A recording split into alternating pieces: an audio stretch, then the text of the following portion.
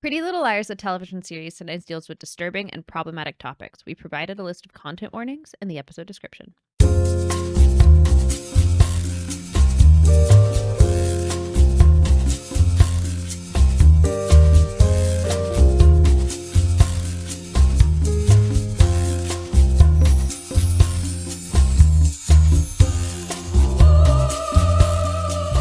Hello and welcome to Dead Ends. I'm Emily. I'm Brenton. And today we have 2 new episodes for you of Pretty Little Liars.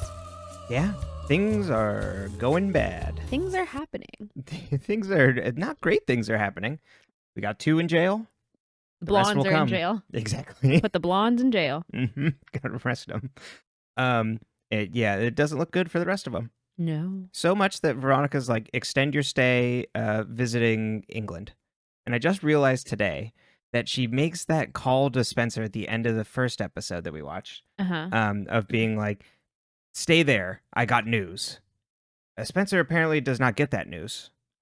She just gets just says, stay there. I want you to change your flight.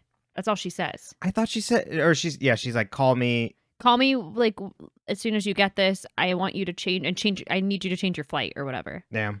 So then Veronica's like, I guess Spencer pushed back, so then Veronica's like, well, you have an interview. I don't think she pushed back. I think she was just like, you have an interview, you need to stay longer. Like, I think her and Melissa just lied to Spencer.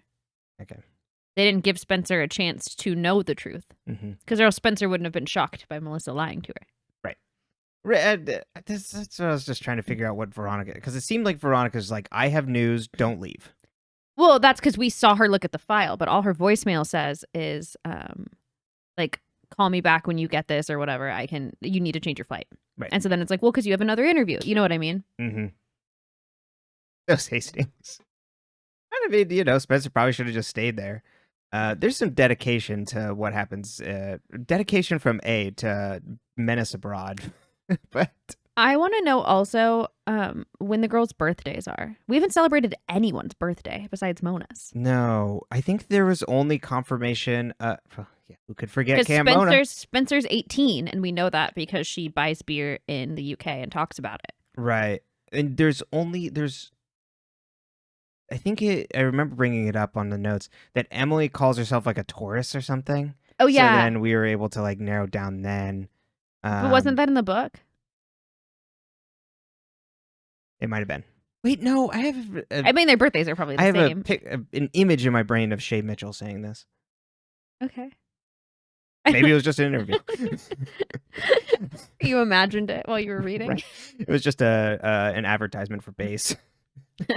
I do buy all their luggage. It's really nice. Yeah, I don't know. We don't celebrate birthdays. Yeah, I just thought it was funny because they're like, oh, Spencer's 18. And I'm like, we literally don't do birthdays in this group. We did Toby's birthday, right? Or was it an anniversary? But I think there's a birthday. Anniversary. I don't remember. That doesn't matter. We have to figure this out. The other thing that's really funny is that we're now at the point where they're all doing like independent things. So they're like practically adults, but then it comes back around when it's related to like them getting in trouble with the law that their parents are suddenly involved. So, you're watching these it makes sense why they do the time jump. That's all I'm trying to get at. Well, because they can't keep having these two dichotomies. Like, yeah. I think it also has to do with, like, if an 18-year-old gets arrested, they probably still, like, contact their parents because that's, like, next of kin or whatever, family or, I guess I don't know. I've never been arrested. I have no plans to do it. No. Yeah, maybe not at 18 because it's, you're on your own. Yeah, totally. But it's just funny. Also, do we know if all the girls are 18 or is it just Spencer? Did Spencer have the birthday first? Yeah. Because Emily needed the permission slip signed, so she's not 18. Oh, you're right. Because maybe her birthday's coming up right before the end of the year. Because she's a Taurus. Yeah. Can't remember what the actual star sign was, but we're going to go with Taurus. So funny. Yeah, I think this just shows up in funny ways, too. It's like, yeah, they're at school, and it's like, okay, you ditch your next period, and I'm going to take a test. Like, all right, yeah. These girls stopped going to class so long ago. I know. I don't blame them. No, definitely not. But are we ready to get into our first episode? We are. Season 5, episode 21, episode 116, Bloody Hell, which I immediately went, Ren's back in this episode. I was on the right track, but not right. I was like, I don't know. I was like, why? And then he's like, bloody hell, like British. And I was like, oh, I don't read the episode titles. Like you say them out loud, and I'm just like, do, starting my notes. Whatever. There's a different British man. I'm writing PLL episode 21 at the top of my notes when you're doing that. And then that's it. My name. Exactly. Class period. The friends minus Hanna are gathered in a police interrogation room. Arya feels weird, but it's actually, I thought it was the interrogation room when I wrote these down. This is actually the waiting to visitation for Allie. They're at the jail. Yes. They're at the... Prison? Yes, the correctional... there was a specific name for it that I forget, like Chester County or something. Arya feels weird about going to bat for Allison, but Emily and Spencer both talk her into that this is the right thing to do. Allie gets escorted in, and they explain Mona's plan and her disappearance. Allie asks where Hanna is, and Spencer's like, she has to spend the day with her mom. Before they leave, Allison stops Arya. She's like, I'm going to have to tell my lawyers about Mike. And Arya's like, please don't do that. Hold off for as long as possible. We'll figure this out for you. We'll find Cyrus, and then, or she doesn't say find Cyrus yet, but it's like, we'll figure this out so you'll be able to get off. And Allison's like, okay, but I might not have any other choice but to bring up Mike's involvement. At school, the friends confront Hanna. Hannah's like, sorry, I chickened out. The last time I saw her, I called her a liar and a murderer to her face. Fair enough. Arya feels the pressure to protect Mike, since if he gets pulled into Allison's trial, she says he'll become a target for A, as if he isn't already. Spencer comes home, and Veronica is pissed that she went to visit Allison and tells her to stay away. Veronica hands her a ticket to London, says she called Ren, and Spencer now has an interview with a respected professor at Oxford, and her plane leaves tonight. Emily is approached by a woman who works for the pageant, named Claire, with the info packet and a long list of activities she has to do. And then, as the aforementioned, has to have her permission slip signed. Arya and Hanna go to see Spencer, and Arya wants to ask Veronica a legal question alone as Hanna walks upstairs.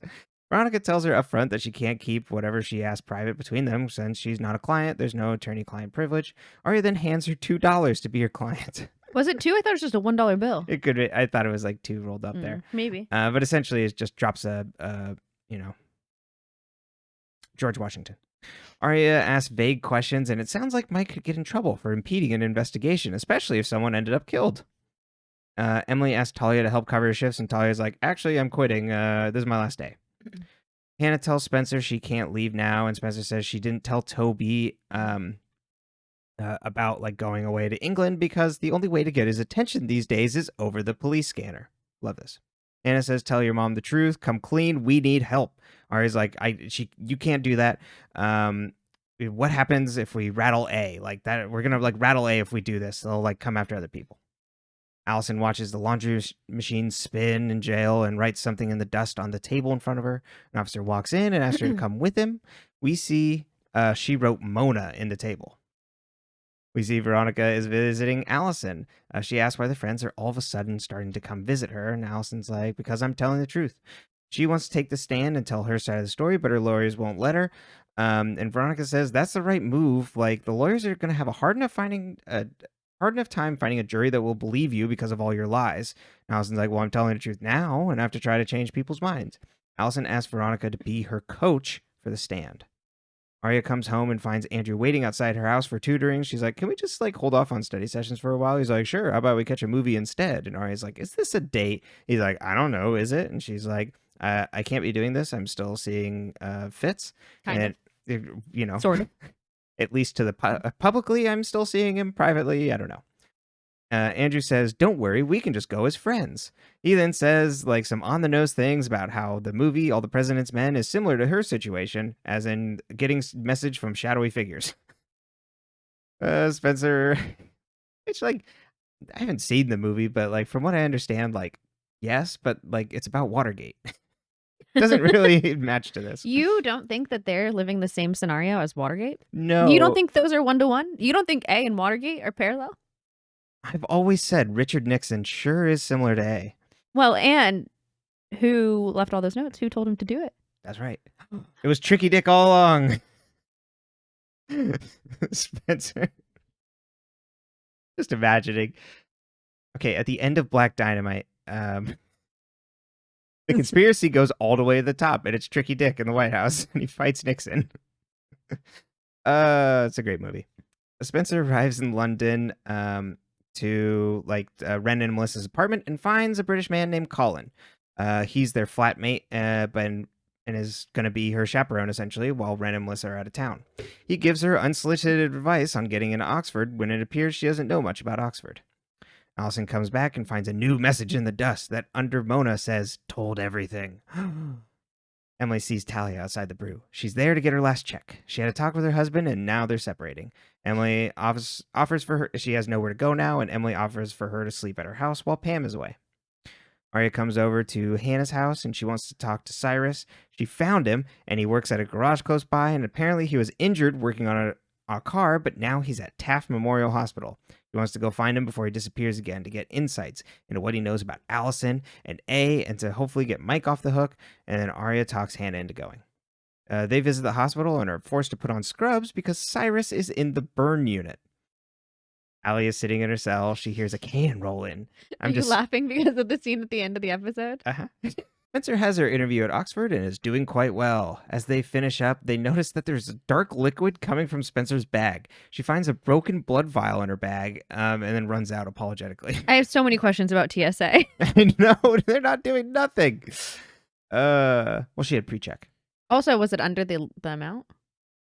Oh, right. Oh, okay, well, you can transport this blood. This is, you just put it in the baggie. Emily practices her dance for the pageant as Talia comes in. Talia doesn't buy that Emily is just doing this to help Hanna because she's so good at dancing. Emily thinks that if she can win this, she can take control of her life. She turns back on the music and has Talia dance with her. Arya and Hanna are escorted in to see Cyrus, who's in bad condition. He says it wasn't an accident and writes something on the back of a bandage package that looks like carjack. Arya and Hanna are then escorted out by the nurse. Arya gets a call from Spencer freaking out about the blood in her purse, and then Arya tells her about her, hurting Cyrus. Arya then has to hang up to help Hanna, who's fighting with the nurse to get back in to see Cyrus. They hang up, and Spencer gets a text from A. "Keep calm, but watch your carry-on." There's more blood where that came from. The keep calm and carry on era was probably like peak. Like, that's it. Mm-hmm. The world has not gotten better since then. It had us in a stranglehold. And it was like, yeah, it was everywhere. 2015, but this was, yeah. We were very into it. You say that like you and I had so many keep on, carry on. I did think about like, oh, maybe I'll get what, the right one will come along. Really? Of that specific? It's something like that, yeah. Funny. I did think I was like, oh, maybe I'll get one. I would have assumed you'd be more of the Endless Summer kind of guy. Endless Summer? You know, all surf movies? Oh, yeah. You know how there are Endless Summer posters? Everyone had the fucking posters in Isla Vista. I think because I grew up with a bunch of people liking Endless Summer, I was just kind of like, whatever. Yeah. I mean, there were cows, so people's walls, instead of being covered in women in weird clothing and cowboy boots, were instead covered in Endless Summer posters? Yeah. And I was like, it's weird that the boys here, wait, this is back in Santa Barbara. It's okay. I was like, oh, it's weird that like every boy here, like, do you have to buy it? Like, does everyone have to buy it? That I write a passage to get in? Like, I don't think I went into a single dorm room or boys' room besides yours, I guess, that didn't have it. You guys didn't have wall art. No, it was just like tapestries. Everybody had a tapestry. That's what I know there. Everybody hung a wall, like a little tap. Like, you guys didn't have a tapestry in your room either, though. No, not in our room. In the living room. Yeah, there's a tapestry in your living room? Maybe not. I'm not believing you. I don't remember. I don't think there was. Could have been on the wall behind the couch. A lot of people did. Yeah, everyone had tapestries. No, but I just remember everyone had that keep it was like girls had the keep calm, carry on signs for the most part, and then guys had that one poster, and I was like, in the summer, is this all we can do here? Oh, your boy. Okay, let's get you your poster. Slowly, I accidentally gave you the keep calm, carry on one. Here you go. We're phasing out the chevron, and we're bringing in something new. There you go. There you go. Though I guess chevron was still around for a while. You're talking about the talking cars? I'm talking about the zigzag print. Okay. You remember when I had to show you what it was? Because all I think of is the talking car commercials. Not the talking cars, baby. And not Autotopia either. No. It's a pattern. Yes, I bird. Isn't it bird? Bird. Crap. Yeah. if you've been to Disneyland and you rode Those- Autopia, which it's not Autotopia, which was a newsflash to me at 29 or 30 when I finally read the sign and I said, wait a minute, that's missing a T. Autopia, but there's a little guy who and he like it's like the instructions for the ride, but like he's talking to you the whole time you're in line. And his name's Bird, and then he also does it in Spanish. Yeah. So. And then also to get back on some of our references, the talking cars thing was Chevron, the gas company, used to do commercials where these claymation cars with eyes would talk, and they'd sell. Yeah. So you could buy them at gas stations, the little cars. And then at some point when I was younger, they were also at Disneyland in the Autopia section. Because the Autopia cars, there's one in my bedroom. Oh, yeah, my parents' house. Because Autopia was sponsored by Chevron then. Or they fueled them, or I don't know if they used their gas. I don't know how it worked, but just some sort of I wasn't involved in the business happenings. We were very young. Might shock you. I had like elementary school to do. I was like reading. Doing important things with my life. I read Matilda. Having a good time. Yeah, much more important. Yeah. Okay, sorry. Anyway, back yeah, that was also me. We took a turn. Oh, just like the Chevron cars. All right. Talia and Emily continue to dance and have a great time until Talia's laugh turns into tears. A slow song comes on the dance mix, so Emily brings her up for a slow dance. That's what I do on my dance mixes. When I practice, I do one fast song, one slow song. So that way, if I break into tears, you can stop and dance with me. Oh, skip ahead. Too far. Hanna and Arya leave the hospital, and Hanna realizes that the back of the bandage is name. It's Varjak, as in a reference to Breakfast at Tiffany's. Hanna says Spencer was always saying that Allie is obsessed with Breakfast at Tiffany's. Arya's like, well, the name's misspelled, though. And Hannah's like, well, good. That means that A didn't contact Cyrus through email or text. And now Arya's like, oh, we met from face to face. The jumping to figure that out is wild to me. I'm like, okay, Hanna. Yeah. I would have been like, it means he can't spell. Like, I would have been like, Arya. I would have been the man's covered in bandages. Like, I mean, that's why Hanna got into all those colleges. That's true. She's a smart cookie. She's the smart cookie. She's probably the smartest cookie.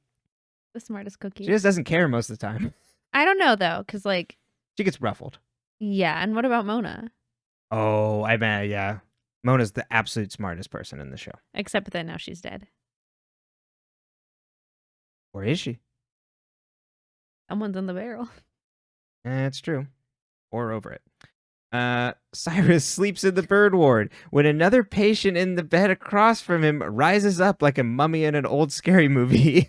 10 out of 10. To go attack. Spencer is tearing apart her luggage as Colin comes in. She says she wants to get out of town and go home immediately. Colin tries to calm her down, and she's like, this is just what it looks like when I pack. Colin stops her and then talks down to her about how he deals with kids he teaches at in primary school. And then he has her do deep breathing exercises and calms her down. Claire from the pageant visits Emily and Talia at practice. Claire is encouraging her vaguely to drop out. Emily's like, I can't believe this. Like, I'm not going to drop out because I'm gay. And Claire's like, no, it's because you're friends with a murderer. Hanna comes home and sees her mom happy, and Ashley's wearing the engagement ring. And it turned out Ted called and they're getting married. Hanna has a neutral response to this, and Ashley's like, why are you not happier? And it's like, well, it took so long for him to decide. Like, isn't that annoying? And Ashley's like, no, it's okay. He had to think. It gave him time to forgive me, and for time for me to forgive myself. Are we just done with this plot? I don't know. Emily and Talia leave the school, and Talia sees Claire and goes to talk to her. She says if the court, if you might be in legal trouble if they found out that the board wanted to force out my friend just because she has a specific friend, and maybe you would all like to make a donation to Emily's education. And Claire drives away angry, and Emily is impressed that Talia can shake someone down. Talia, I need to know more about you, girl. I know. Extortion? I mean, all in a day's work. But then she can't have open and honest communications? I have some questions. Or she's just on a roll now. She's in a real rough spot. We're almost done, and then we could talk about that. Arya arrives home and can't find Mike to follow up on Varjak. She sees something pinned on his dartboard. I actually don't know what she saw that was pinned on his dartboard. I think it's a schedule. Oh, okay. And stands on it like sports schedule. That makes sense. It's like when he has lacrosse practice or whatever. Oh, that makes sense. You didn't recognize the lacrosse sports schedule? No, it's been too long. You just didn't go. I did go. Okay. Just not to the extracurriculars. Like, go lift with the team. And it's like, I'm going to go home. I love that you never went above and beyond. No. Meanwhile, I was like practicing at home, even though I danced like every day. That's what you do when you're doing something you love. That's true. You know, what did I love doing? Loved watching TV. Loved playing video games. Went above and beyond for that. You did. You'd get up early and record the TV. Yeah. Wasn't allowed to watch the late shows. Wasn't allowed to watch South Park. Wasn't allowed to watch the late night anime. So, had to record it. There you go. Mm-hmm. Had to record Inuyasha. Okay, so Arya found something pinned on his dartboard and stands on his bench press to get to it. The bench press below her falls apart, and then she falls down, and Andrew, who had come over for the movies, comes up and runs up to find her and help her. He finds that the bolt and the screw on the bench press don't match, so he's like, wow, it would have like killed Mike if he was like trying to do a bench press with this. All right, Andrew then wraps Arya's foot in a bandage, and he's like, for such a petite girl, you sure bring a lot of chaos. And as he talks Put that on my gravestone. As he talks, Arya starts crying. He comforts her, and they kiss. Veronica is doing important legal work and decides instead to review Allie's file. She finds something and leaves Spencer a voicemail asking her to cancel her flight home and call her ASAP.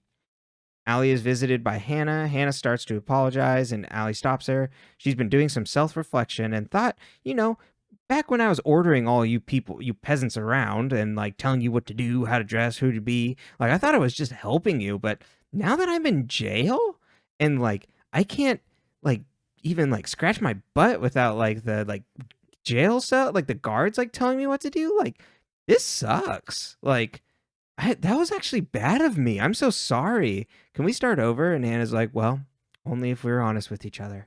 And then Allie agrees, and Hannah's like, okay, who the hell is Varjak? Gloved hand puts $20 bills in the single $20 bills in the Bibles of the Chester County Women's Correctional Facility on verse 35 in Deuteronomy. So turn to your pages now.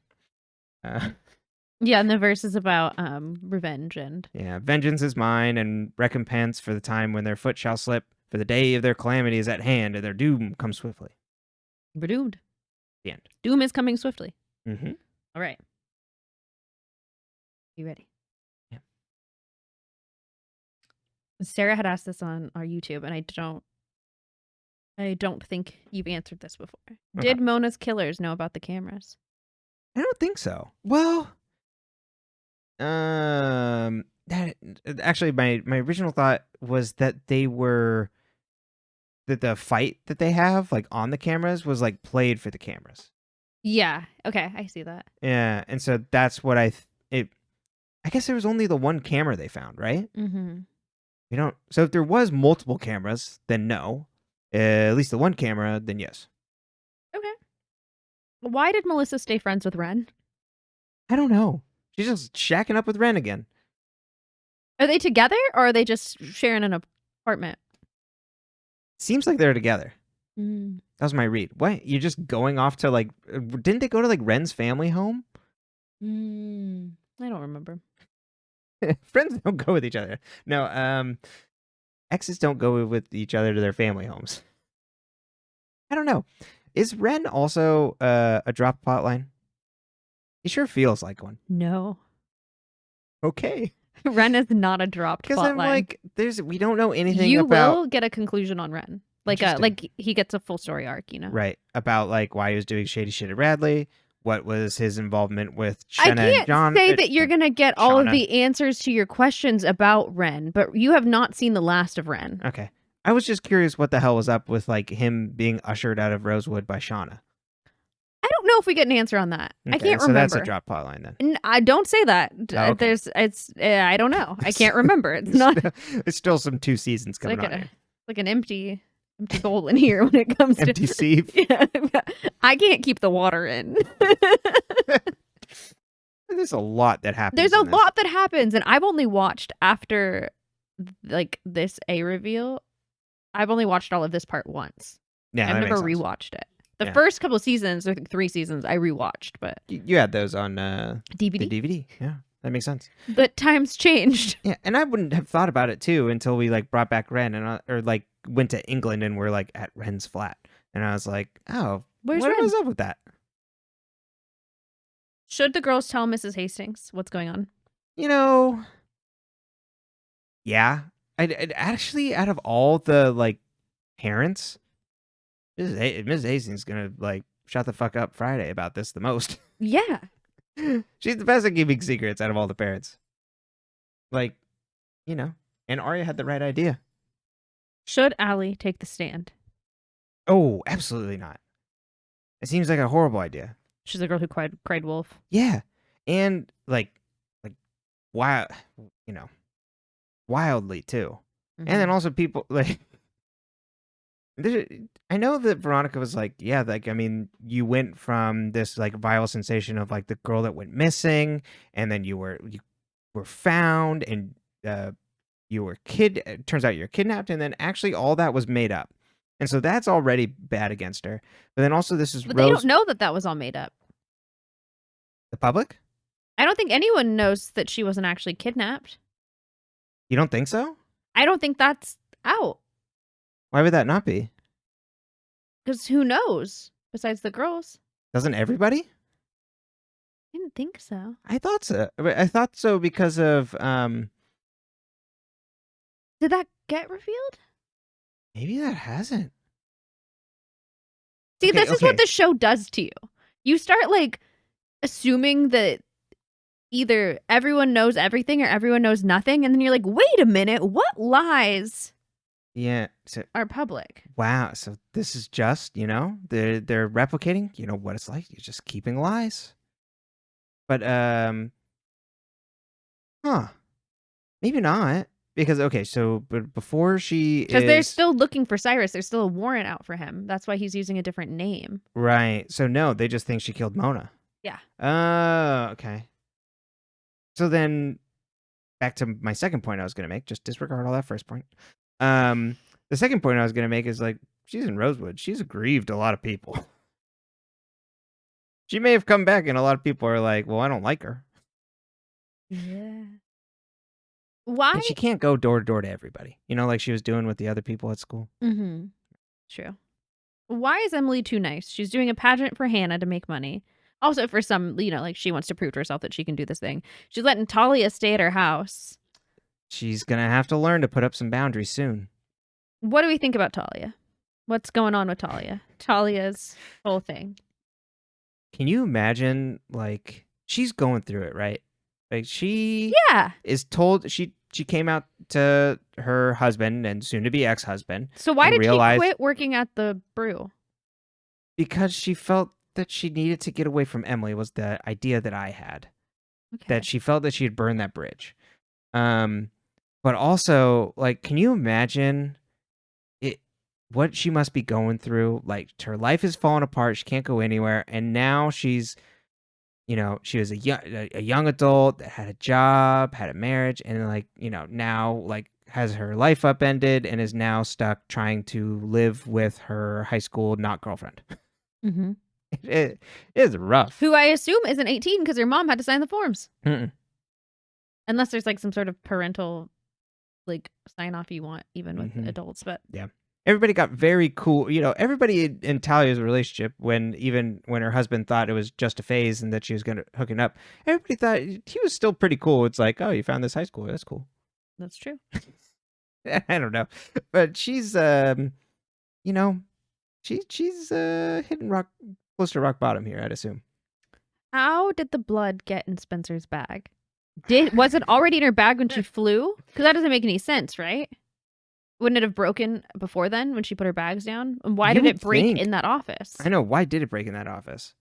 Is it like on a timer? Until that like time cracked glass. Yeah. I assumed that Spencer was right. There was just like the TSA didn't catch it, or is just like that's a vial of liquid, or is A somehow everywhere?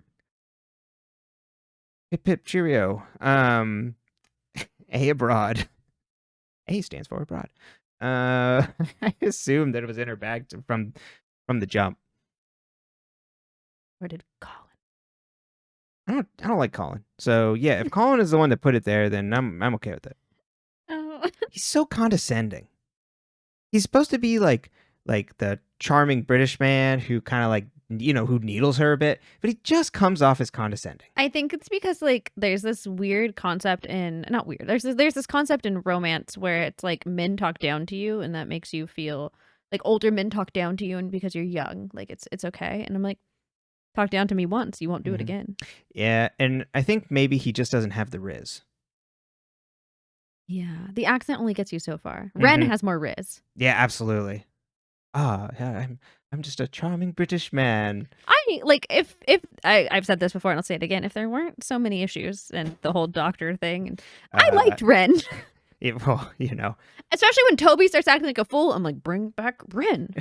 I almost wonder if they wanted to do Ren in this episode, and he was busy or couldn't do it. I know. I thought it was funny. I did write in my notes. I was like, were Melissa and Ren, like the actors, too busy for this episode? Totally, just couldn't. Like you couldn't get them in on the schedule. That was so funny. Instead, I was gonna bring up. Colin is played by Oliver Kieran Jones, who was also in Glee and on episodes apparently, like small parts, and then did like one other thing after this, and I believe is no longer doing anything. I don't know. Do you think, Colin? Yeah, but I will say, I don't like Colin, but the flirtatious scene in the bar, good stuff. You were talking about the Spencer gets scenes that are. Isn't that in the next episode though? Yes. Yeah. Well, we can. Yes, Spencer gets scenes that are more like playful, seductive, whereas like Arya is like a romantic cannonball, and Hanna is like a romantic gremlin. And I feel like all the rest of the liars, it's more of the like type of thing. It's just like, I like you too, or I like you, and then it's like, well, Arya just like kisses people, right? Arya literally just kisses anyone. Well, I feel like I love it. Like I'm not shaming her. Yeah, but even with like I'm talking about even like the courtship amongst like when they finally do things is more like, oh, look at all our common traits together. Like even with Fitz in the bar at the very beginning, it's like we like books. Literature, yeah, which is a different style of like that type of like courting and things like that. But like Spencer's is like flirtatious and like much more of like that. I love that you're calling it courting. Yeah, courting. We watched Bridgerton once. We've only watched the first season. Can't get it out of his head. Who hurt? It was a love match. Who hurt Cyrus? Man, I mean, Cyrus has been asking himself that a long time. Who hurt you? Yeah, it really does seem like A blew up a car. Yeah. And then attacked him in a burn ward. Who's Varjak? Sorry, real quick. A's done a lot of things, but like gauzing themselves up and it'll line themselves down. Sneaking into the burn unit somehow that Hanna couldn't get back into. I know. Past that nurse who has that like who's running that place like the army. What does Varjak mean? Like who's Varjak? It does seem like a code name that they're trying to use, and this isn't what you were hinting at before, where it's like they find out the name. Okay, that comes up later. Nope. So I will. It's a completely it's literally like you get a name and you're like, who's Jim Bob? And then you gotta spend like the next 12 episodes trying to figure out who Jim Bob is. And you're like, why won't you just tell me who Jim Bob is? This doesn't make any sense. All right, well, we'll look forward to more fun with names. And the twist with it is like confused. Oh, it is. I mean, it's a.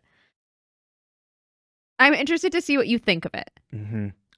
There is also a way of that Varjak could be, because that's supposed to be, if I remember, Breakfast at Tiffany's, and I should have looked this up beforehand. That's the male lead, right? That's his last name. Yeah. Because it's Holly Golightly. And, okay. Paul Varjak. Yeah. Paul, yeah. Yeah. So. Stopped watching that movie once I realized that Mickey Rooney was the landlord. I did not know. Which is a problem all in of itself. Exactly. You just kind of, the rest of the movie's great. It's a really good movie. Don't let that stop you from watching it. Sometimes there's just some things. And honestly, in terms of movies and crimes. Still high up on the Bad. list, but there's a lot. You could do a lot worse. Oh God, yeah, like the Fred Astaire one. Was it Fred Astaire? Which one was it where there was the yes, a minstrel dance performed by a white person? And where he had the blackface. Uh-huh. That was Showtime. Great movie, but once again problematic. Yeah, and he's meant to be doing something in homage, not like trying to be black caricature, but he's still dancing around with it's still blackface, which makes it inappropriate, and we know that now. I assume he did not know that then. In 1929 or something, 1933, I can't remember. Oh God, so who Varjak? Who Varjak? Yeah, I would assume it's then referring also to a code name of possibly someone that. No, wait, but it's disproved this episode that the passport with like Holly on it was fake. That wasn't. That's I think it's in maybe the next episode where Spencer has like this line, or one of them has this line where they say that Allie said that the passport, like all the things that they found in the episode where Hannah's in the attic with the knife, and then it's knocked out cold and the eyes are behind the thing. Right. Scooby-Doo. And Toby's in his Rear Window era. So much better. Yeah, I miss that. Should have just stayed that broken leg. Well, also, I mean, but then they'd have to have actually like abided by the rules of time. They time jumped and were able to heal him, but if not, he would have been in that cast. Stood up all magical like the grandpa in Willy Wonka. But all of those things that they found then were planted by A, allegedly. Yeah. But do we believe Allie? That's true. Because what I was going to say is it would be a potential really close co-conspirator for her that may have gone bad, because there would be the Paul to her Holly. Which I don't know. That could be like a Noel or something. Who is it? Duncan. Duncan. Yes, Duncan. It's Duncan. Duncan never comes back up, I don't think. But is he a drop plotline, or was he just an unproblematic king? He just liked to fly his plane. He did. I don't know. He made Arya fly it when she didn't want to. He's like, take the throttle. Will the pageant sponsors pay Emily off?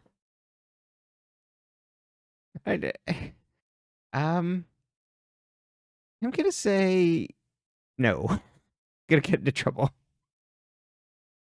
It seems really funny. It's just like, I feel like they would just like call the bluff.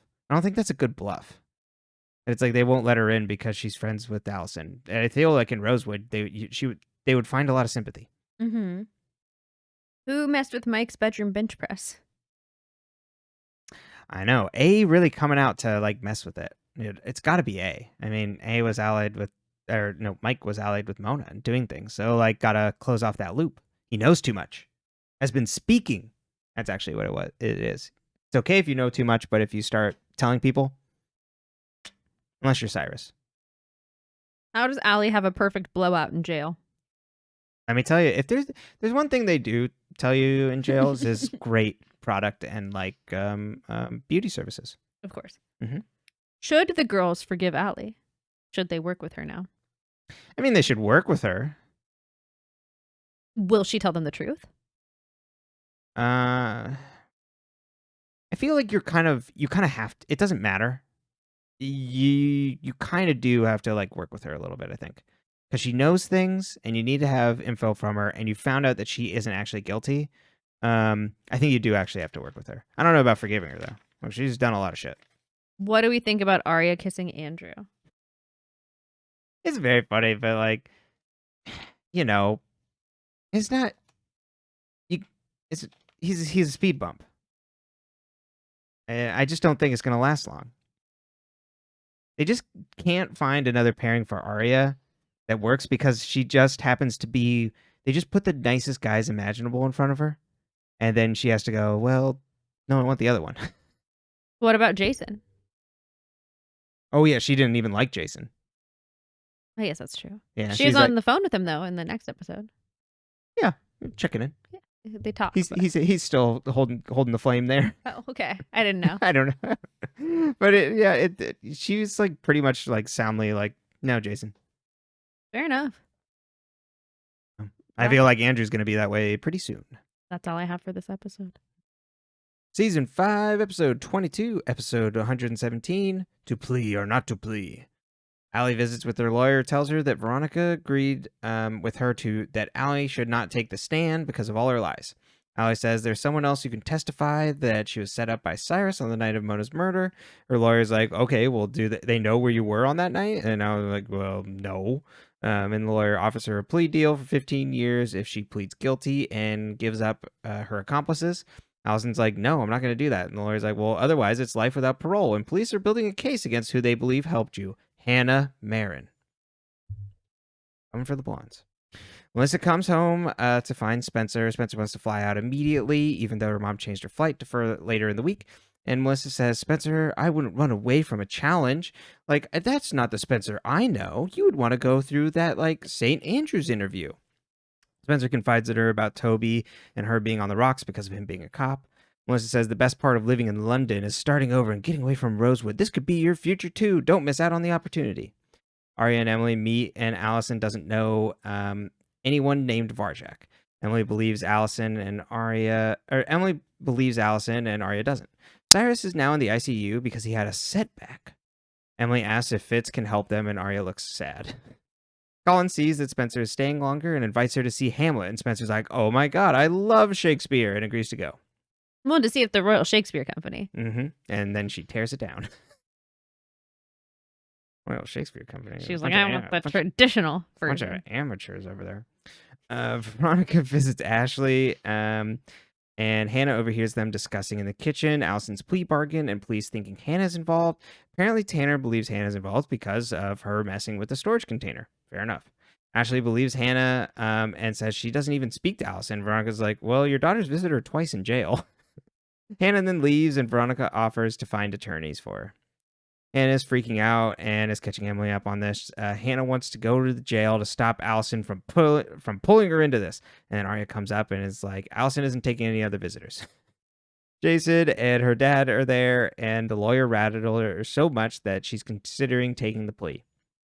Emily wants to tell Spencer, but Arya's like, she doesn't need that extra stress in England right now. It's fine.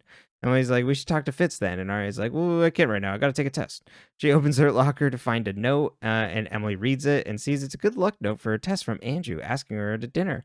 And Emily's like, is there something going on there? And Arya's like, well, he kissed me or whatever.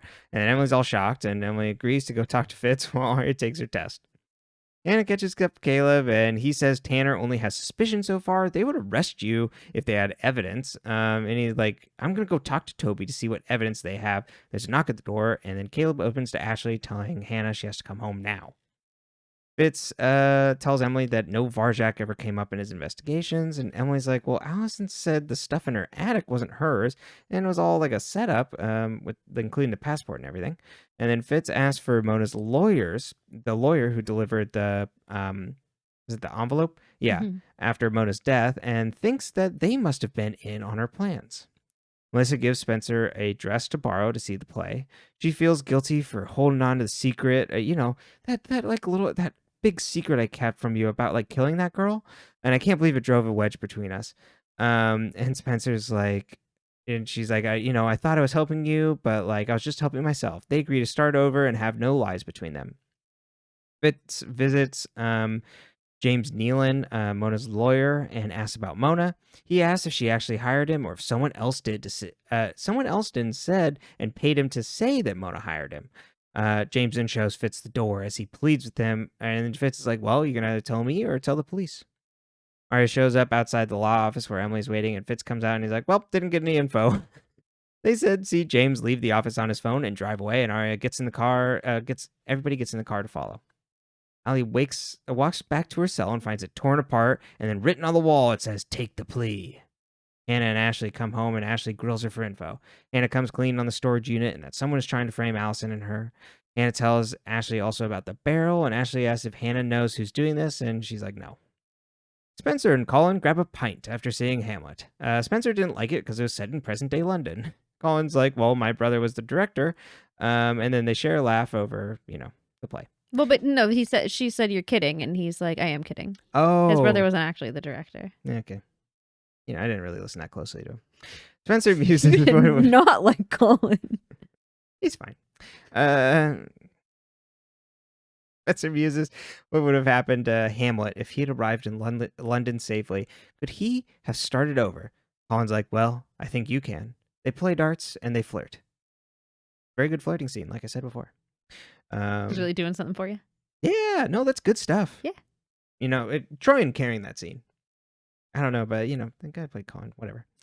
They do the like classic thing where you're getting close and then it's just like, oh, are they gonna kiss? Nope, just grabbing the dart, just heading back over. It only works if you can get face level with someone, which is why it'd be really hard to do that with like an Arya. It's fair enough. Mm-hmm. A lot of tall men. It's creepy if men stoop down to put their face in your face. Trust me. Fitz, Arya, and Emily follow James and Neil into a dirt road. Arya gets a text from Andrew about the test, and Fitz is like, who's Andrew? Emily says, we gotta go. He doesn't know. He was their teacher. Oh, right, that kid. Very good student. That's the part that doesn't make any sense to me. If he's like, Andrew Campbell, your student. Hilarious. All right. Well, Emily's then like, we gotta go, and then jumps out of the car and makes a run to the gate that was closing behind James. Only Emily makes it through, and Fitz and Arya are stuck on the other side, and Emily's like, well, I'll go to investigate the house, and Arya and Fitz try and find a way in. Allie irons jumpsuits as other inmates look at her suspiciously and then leave the laundry room. There's a noise and Allison gets worried. She sees a shadow and tries to leave but finds the door locked and the camera cuts on her face as she screams. James enters this house that he enters the house that was on the house he drove to. On the phone asking for the combination. Arya tells Fitz that Andrew is helping her study, and Fitz is like, well, I heard about you getting into colleges, and like, would have been nice to hear it from you. And they have an awkward conversation about not being weird with each other, of course, and they split up to investigate further.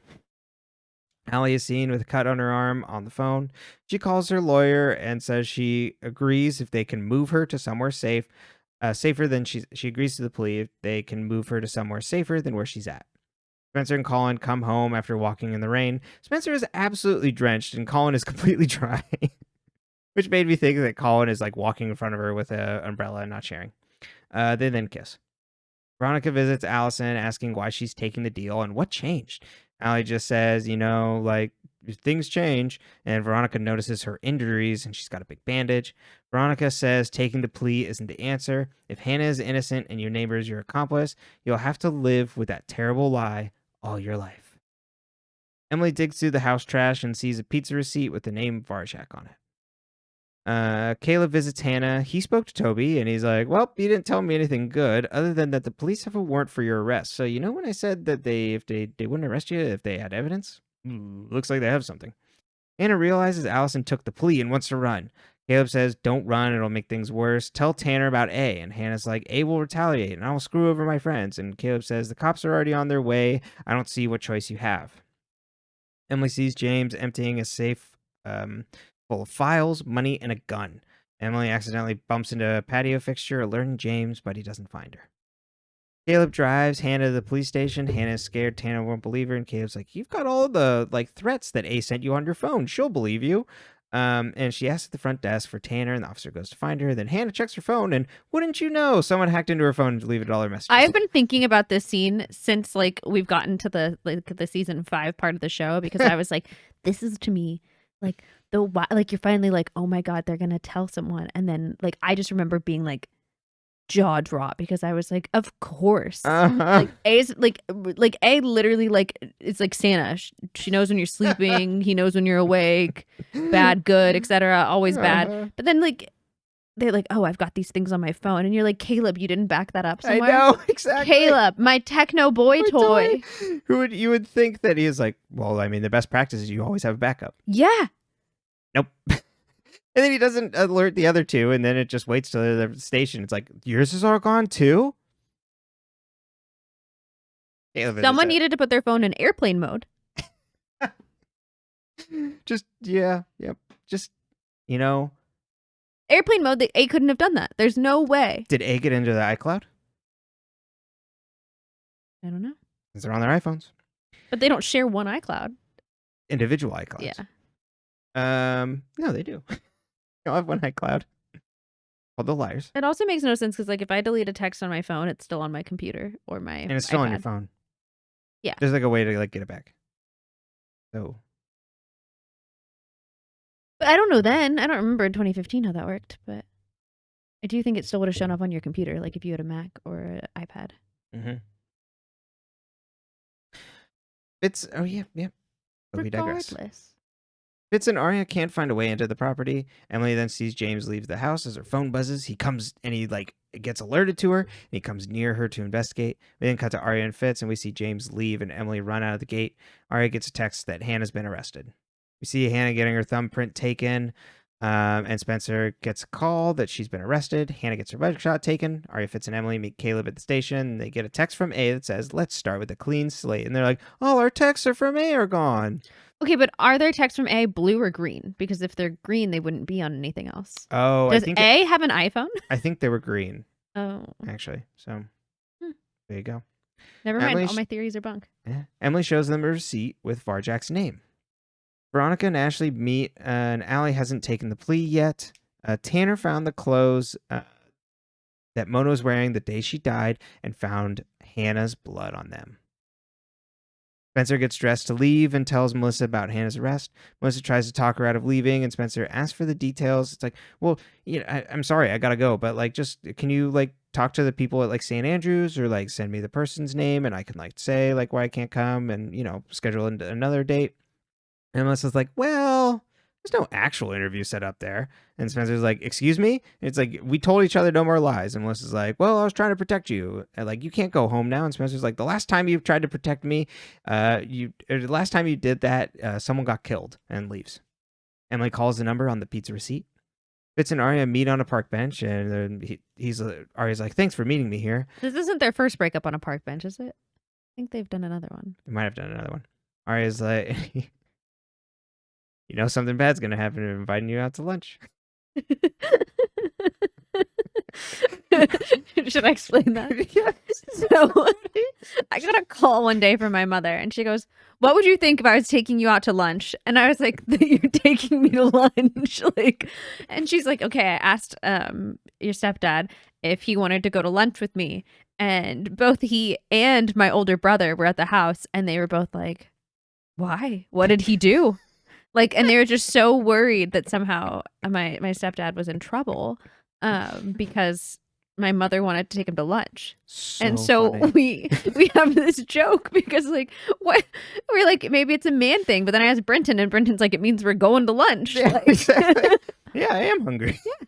Oh, so Panera funny. Sounds nice. But it makes me laugh every time. Now, if someone's doing something like having a hard conversation, we usually say they're going to lunch. We're just imagining both of them just like in the living room being like, what? Oh God. You can't get rid of Jim. I love him. Exactly. That's why I adopted him. That's why he's my real dad now. That's right. Arya tells Fitz, it's like, actually, I have been avoiding you. And, I did miss out on a lot of high school because of our relationship. And I think when I leave for college, I should be single. And Fitz looks sad, but he's like, well, it's the right choice. And if we're going to end things, we should end it now. And then they both look sad and hold hands. Allie hears wolf whistles and calls of fresh meat, the TV language that we know that there's a new prisoner.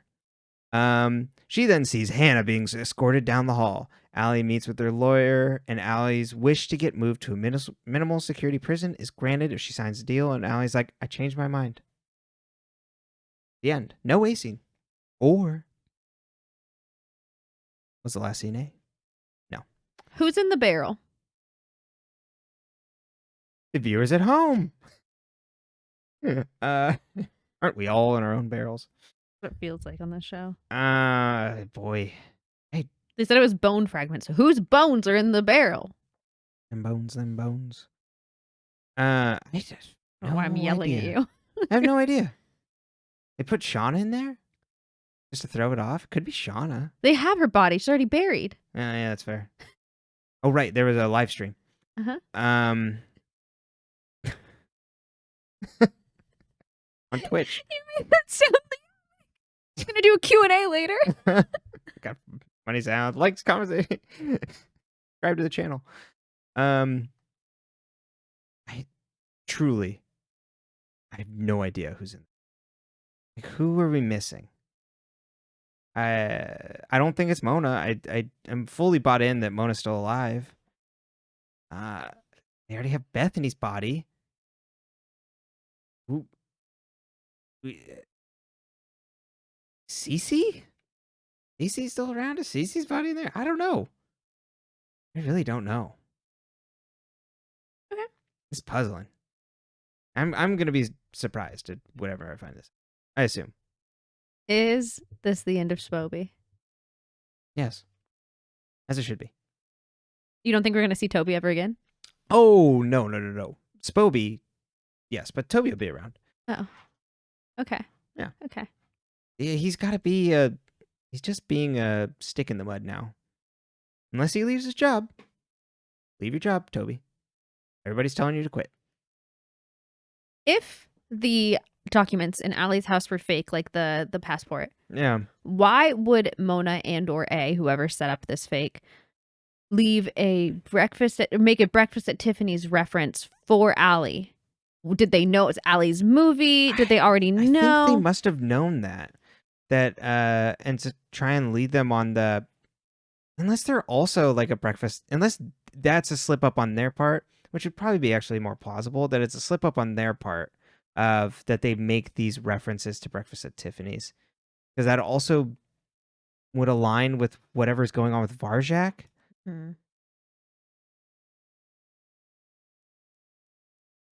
Unless Varjak was someone. Okay, here's another possibility. Varjak is someone that Allie introduced to Cyrus. Okay. And so those original things were, those fake documents were meant to look like Allison did it, and that Varjak was someone that Allison thought was an ally. Okay. And that was the code word. It could be Noel. Unless Noel's in the barrel. Noel could be in the barrel. When in doubt, just pick Noel. It's kind of like the red herring. Is he a Hastings, good guy? Is he a bad guy? We don't know. Hastings sister bonding. Melissa seems oddly chipper for someone who committed a murder. I know. She's like, the London air has done me well. I don't have to be in Rosewood. I can compartmentalize everything that happened there. My family's looking out for me. I'm good. I'm not going to. I feel so good getting this weight off my chest. It's so funny. This is like, I let this secret come between us. Yeah. That I killed someone. Good God. That I buried them alive. Yeah.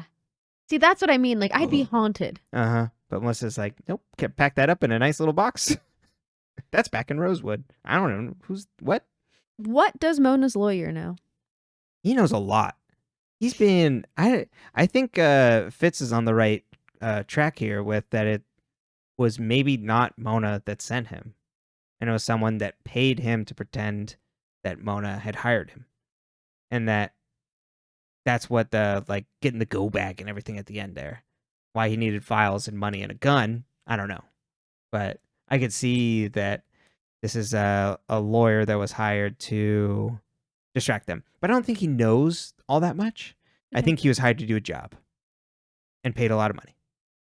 Who's messing with Allie at the jail? That's what I was wondering. Like, because it's you not don't that wonder most of these. Don't think about anything else. The only thing I was thinking about is what is happening with Allison in jail. No, I'm assuming totally. Yeah, I'm assuming people are being hired to attack her. Because was A paying them with the Bible money?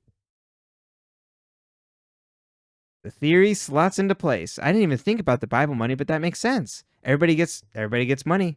And then if you I don't remember, but that's the only thing that makes sense. Totally. And then if you like do this for me, do that for me, and then if you do well enough, there'll be more money where that came from. That makes sense. I was just going off the gut because I'm like, A can't get in there, so it has to be people on the inside. So I would assume that A is hiring these people. But with the Bible money, it all slots into place. Do you think Hanna should have told Ashley the truth? Like earlier? Yeah. No. Do you think she like telling Ashley the truth then was important? Oh, yes. Before like she's like arrested and all that thing. So like I know because then Ashley is just assaulted with a ton of other information that makes it seem like Hanna is guilty. So I feel like Ashley hearing it from Hanna specifically is very important. Would you have told Tanner about A if you were Hanna? I don't. Well, when we watched it, I thought it was a really bad idea to go to the police because you don't know. You don't know Tanner. Tanner could just be another Holbrook or like a Wilden. Like you don't actually know, and it felt to me like a really bad call. But she was already going to jail. Exactly. So like when I was like going through the notes and things, as we're like rereading it there, it's like, oh, that makes more sense why Caleb is offering up the idea because it's like you're out of options. Like the best thing you can do is trying to do it, like I was just saying actually with Hanna telling Ashley, you got to get in front of it as much as possible. They also don't know that there's bad evidence like pointing to Hanna being guilty. Why Toby didn't tell Caleb that? Did Toby know? Seems like Toby has got his fingers in all sorts of pies there. What do you think's going to happen now that Tanner's been told about A? Nothing? Oh, right. Because Hanna would have presumably told her? Yeah, because we don't see any of the interrogation or anything, so we don't know what Hanna said. But you're right. We'd assume. Yeah, I feel like she's probably just going to be... I feel like she just doesn't believe her, so probably nothing will happen. Why? Maybe Tanner will eventually like run up against A in some way, but so far it seems like Tanner is just serving A altogether. Like, I would say accidentally. She's serving A, giving A. Why did A frame Hanna specifically for Mona's death? Like with Allie? Yeah, because there's a lot. Why Hanna? There's a lot pointing at Hanna too. The storage unit, then the blood. Yeah, so, A chose Hanna to be the accomplice. Yeah, I would assume because her and Mona were such close friends, and then everything came out about Mona being this stalker for them.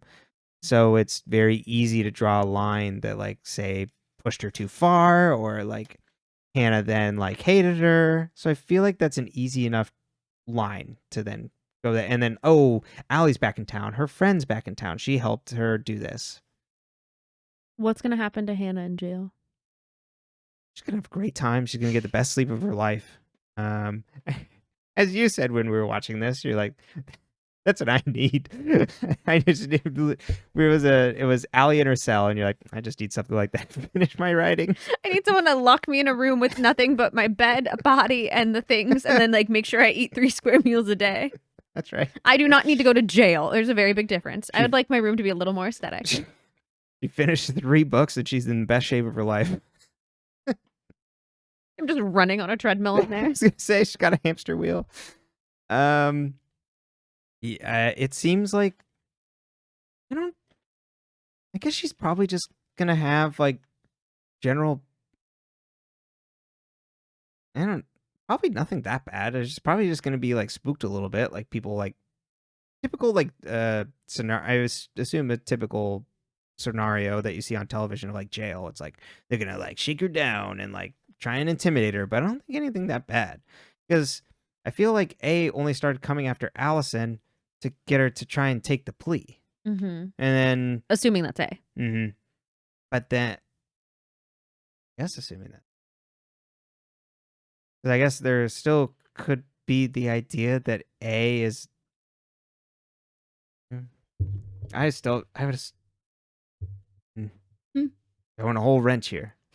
Stop me in my tracks. Yeah, it made you malfunction. I'm sorry. Interesting. Assuming that's A. What does she mean by that? I did not mean anything specific. I couldn't tell you who did it or why. That was your Columbo moment, just stopping me. Thing. Yeah. Why is it A? Who says it was A? Well, this whole time you've been working with this idea of multiple teams. So because of that, I just assume that it doesn't always have to be A.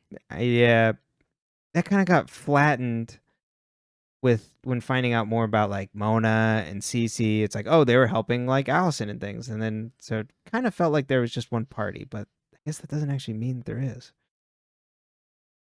Oh boy. Well, on that note, you want to take us to Theory Corner? Yeah, woo. Now that I've absolutely taken the wind out of your sails. I'm so sorry, I didn't mean to. No, it's fine. We'll have to consider some other things here. All right, let's step into...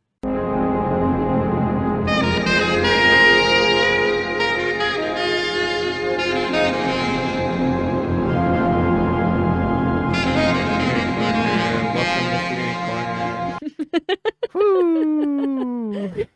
All right. So, I was originally thinking that it seems like A at this point. We're gonna go with the original, and then we'll take some time to carve out another. But my original idea was that it seems like A wants all of them locked up, and it seems like A is doing a pretty damn good job of that. Why? And, why does A want them all locked up? I think that they're probably the relationship to Allison, and that they've outserved their usefulness of getting revenge on Allison, and them being around and now suddenly starting to suspect and work with Allie, it is better to hush them all off and put them in jail. When they weren't looking around and they're like, Allison's A, we don't need to worry anymore, everything's fine, rip Mona, we miss you, was fine. But A kept messing with them. Not over the 3-4 months. Oh, I guess not. Yeah. You're right. So, and then what's like the inciting incident afterwards? Feel like they start looking into stuff, and then A comes after them. They get the again. envelope. Right. And they were gonna go to the police? Why were they gonna Yes, go they were to going to go to the police. No, that was about Allison, wasn't it? No. Yeah. Well, I think it was about Allison, but like as A? I don't remember. Why were they going to the police when the TV thing happens? Right. I think that was about Allison. Okay. Yes. Oh, yeah, that Allison lied about where she was when Mona went missing. Right. That Allison's alibi was going to fall through. Mm-hmm. So that's my assumption is that they're poking their nose where they don't belong. And I feel like that is, I will go back that that it actually makes more sense now if I'm operating under a theory that Mona left these things for them to try and find out who A is. So that the lawyer is in fact working for Mona. Yeah. And so it was trying to it needs to get out of Dodge, right? Okay. And so he doesn't know who Fitz is.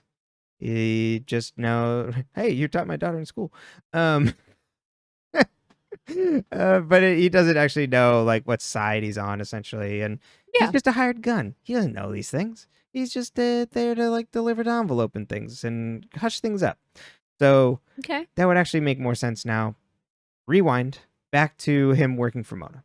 Okay. And so Mona set up these things in the event of her death to try and reach out to the friends to try and help her or figure out who A is. And so now A is like, shit, things are coming after me. Things are starting to break apart. Like they could like potentially uncover stuff. I need to hush them up. Into jail you go. Now, who could be A? Good question. I'm still operating on the theory that it could be Jenna. I like that. It could also be Cece.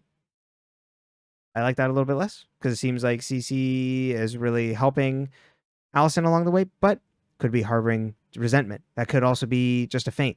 Make us design, to think that we actually don't like, that she actually doesn't like Allison when we thought that she was this really good person.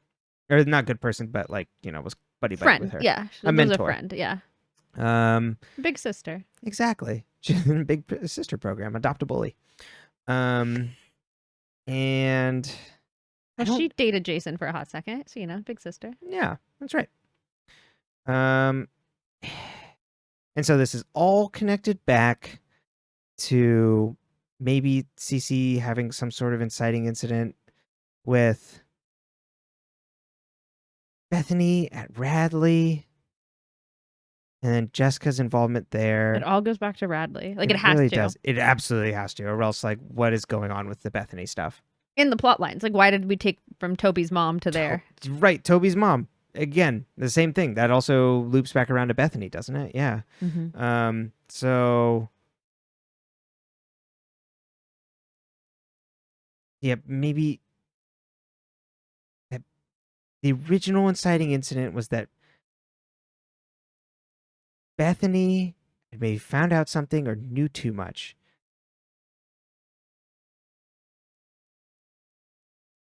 It's so hard. There's so many moving pieces there. Mm-hmm. So it's like, it does seem intentional that Bethany was killed that night, but why disguise her as Allison? Maybe so that Bethany wasn't missed. And then Allison was quickly kind of scared out of Dodge to get out of there. And so that covers their tracks with Allison now missing and Bethany now dead and nobody looking for her. Okay. Because then she's just a missing person from wherever. Doesn't really check back to them. She's not as important as the kid of an upstanding rich person in the community for them to go follow up and look after, where Bethany was, someone who had essentially fallen through the cracks of society. Who killed Mrs. D then? So the same person that killed Bethany. No, Melissa killed Bethany. Oh, right. Melissa killed Bethany. But Bethany was unconscious. Melissa thought Bethany was dead. Mm-hmm. Whoever had tried to come back after them. So whoever attacked Bethany, I guess? Yeah, and that's another reason why, like, I go back to Cece too, because Cece had that brief stint in Radley when she was pretending to be Allison. Well, she was just visiting, right? Or was she in? She was, like, in. Oh. Like, Jessica went and picked her up, like, to, like, check her out of there. Mm-hmm. And it's like, what is Cece doing here? That's also why I wonder, like, what was up with that? We never really got an answer on that. We may not get an answer on that, and I'm just, when you got straws, you got to grasp something. Hold on. Just dear life. So, obviously, huge holes, but we're trying my best here. You're not supposed to know yet, baby. There could, I know. I'm trying. Gotta find something there. And then, so there could be the alternative that A is actually trying to help Allison get out, and that could also possibly be Cece again, in an altruistic way of, like, trying to, like, breadcrumb the people and getting, or the friends, and then getting Mona to help out too, to try and get them to uncover something and get the actual murderer, while the actual murderer is trying their best to bury all of them, like, in jail and things like that. Fun. So then that could be a Jenna CC dichotomy or something, that Jenna's working with someone. And if it is the actual murderer, I would say it's probably, like, one of the male characters or something. That could be, like, Noel or something.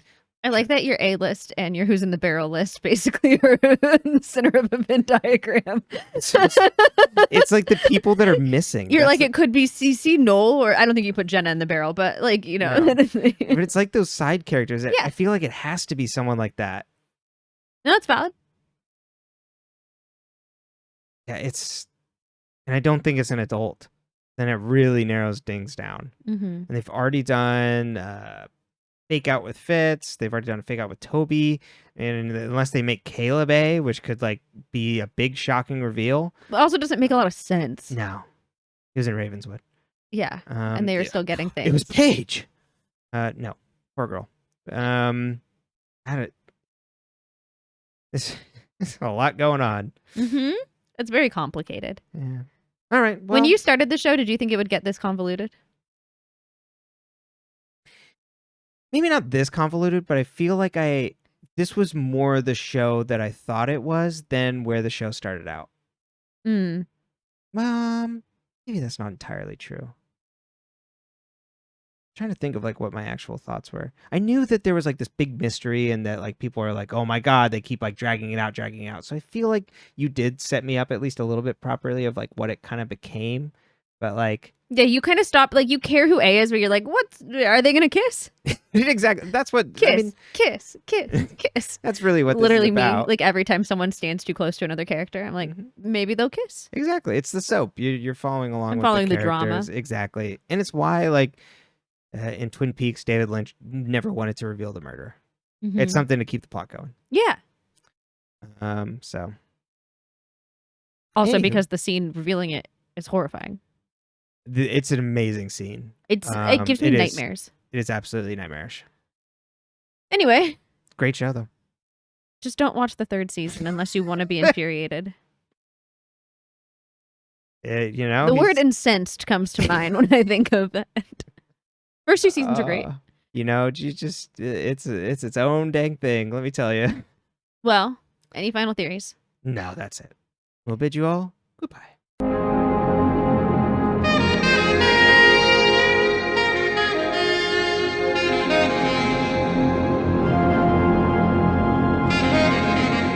Any final thoughts?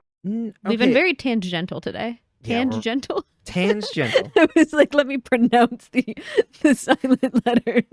How does my skin look like this? I use tangential. I did want to actually look up real quick just for future reference of kind of planning out seasons. Yeah, okay, so 20. And then I believe the other one's 20. Oh, so we're going to try, I feel, to like bank a couple episodes. So if you do have like questions or things you want us to answer specifically for the finale, I'd get them in now as this comes out. We're going to try to do a couple episodes next week because we'll be going on a little vacation. So, yeah, if you have stuff for the finale that your questions you want us to ask, or that you want us to answer there, like talk about things you want to talk about, I'd let us know then, and as spoiler free as possible.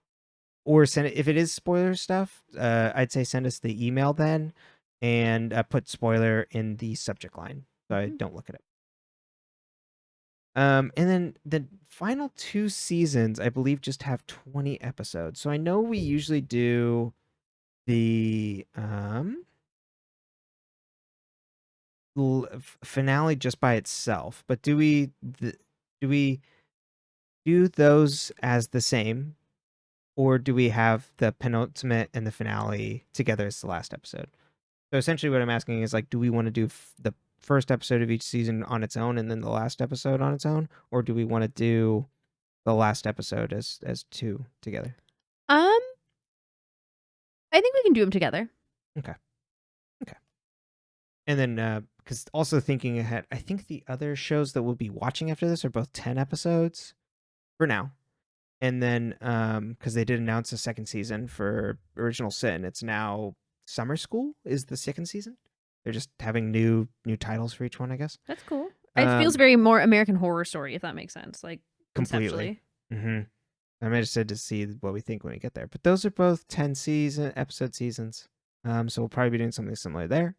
And also thinking ahead to our potential next show, if we continue to do Lost, I think a lot of those are like 2-part finales. So we'll probably be doing this. Okay. But just think it through there. But that's it. All right. Well. Plug it up. So I mentioned you can send us emails. So that's deadendspcast@gmail.com. That's in the description box of all the episodes. But if you just have like other questions and comments and things, leave us a comment on YouTube, or you can leave us a comment on YouTube, or like I said, you can send the email as well.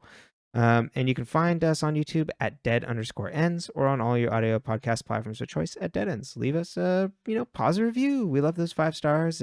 Help get us up. I specifically look at Apple Podcasts every once in a while, but any podcast platform helps. I just happen to use Apple Podcast. Yeah. But all right. Well, with that, we're still here. I know. Very soon. We'll only have 3 episodes in the season. It's cute. You think you're gonna have answers by the end of the season. That's really cute. We'll have something. We will have something.